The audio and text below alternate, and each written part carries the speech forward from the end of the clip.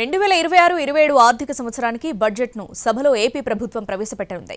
రాష్ట్ర అసెంబ్లీలో ఉదయం 11:15 ఆర్థిక మంత్రి పయ్యావుల కేశవ్ బడ్జెట్ ప్రవేశపెట్టనున్నారు. బడ్జెట్ మొత్తం దాదాపు 3,40,000 కోట్లకు పైగా ఉండే అవకాశం ఉంది.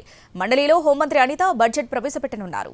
తాకట్టులోని బంగారాన్ని విడిపించి ఆ రోజున మార్కెట్ ధర కట్టి మిగిలిన డబ్బును మీకు అందిస్తుంది కొమ్మూరి గోల్డ్. 2026-27 సంవత్సరానికి గాను బడ్జెట్ను సభలో ప్రవేశపెట్టనుంది ఏపీ ప్రభుత్వం. 3,48,000 కోట్ల రూపాయల బడ్జెట్ ఉండే అవకాశం ఉంది. ఉదయం 10:30కు భేటీ కానున్న ఏపీ కేబినెట్ బడ్జెట్కు ఆమోదం తెలపనుంది. తర్వాత 11:15 అసెంబ్లీలో బడ్జెట్ను మంత్రి పయ్యావుల కేశవ్ ప్రవేశపెట్టనున్నారు. అసెంబ్లీలో వ్యవసాయ బడ్జెట్ను మంత్రి అచ్చెన్నాయుడు ప్రవేశపెడతారు. మండలిలో బడ్జెట్ను హోంమంత్రి అనిత ప్రవేశపెట్టనున్నారు. వ్యవసాయ బడ్జెట్ను రెవెన్యూ మంత్రి అనగాని సత్యప్రసాద్ ప్రవేశపెడతారు. సంక్షేమానికి అధిక ప్రాధాన్యత ఇచ్చేలా బడ్జెట్ ఉండనుంది. ఆర్థిక సవాళ్ల మధ్య సంక్షేమానికి ప్రాధాన్యత ఇవ్వనుంది ప్రభుత్వం.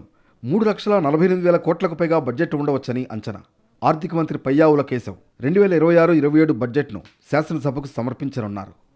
సూపర్ 6 అమలుకు ఈ బడ్జెట్ ప్రాధాన్యం ఇవ్వనుంది. ఈ పథకాలకే ఏడాదికి 33,000 కోట్ల రూపాయల వరకు ఖర్చు చేస్తున్నారు. దీంతో పాటు సాగునీటి ప్రాజెక్టులు, వ్యవసాయం, ఆరోగ్యం, గ్రామాల అభివృద్ధి, విద్యకు ప్రాధాన్యం ఇవ్వనున్నారు. జీతాలు, పింఛన్ల చెల్లింపులకు రాష్ట్ర సొంత రాబడి సరిపోతోంది.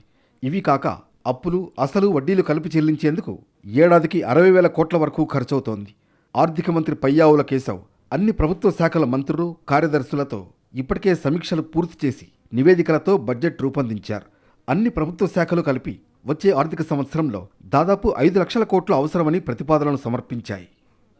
2025-26 ఆర్థిక సంవత్సరంలో 3,22,359.33 కోట్ల రూపాయల అంచనాలతో బడ్జెట్ సమర్పించారు. వచ్చే ఆర్థిక సంవత్సరానికి ఇది 3,35,000 కోట్ల నుంచి 3,48,000 కోట్ల మధ్య ఉండవచ్చని అంచనాలున్నాయి.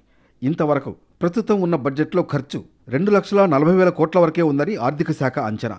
జనవరి నెలాఖరు వరకు ఆంధ్రప్రదేశ్ రెవెన్యూ రాబడి 1,40,540 కోట్ల రూపాయలుగా ఉందని ఆర్థిక శాఖ అధికారులు అధికారికంగా వెల్లడించారు.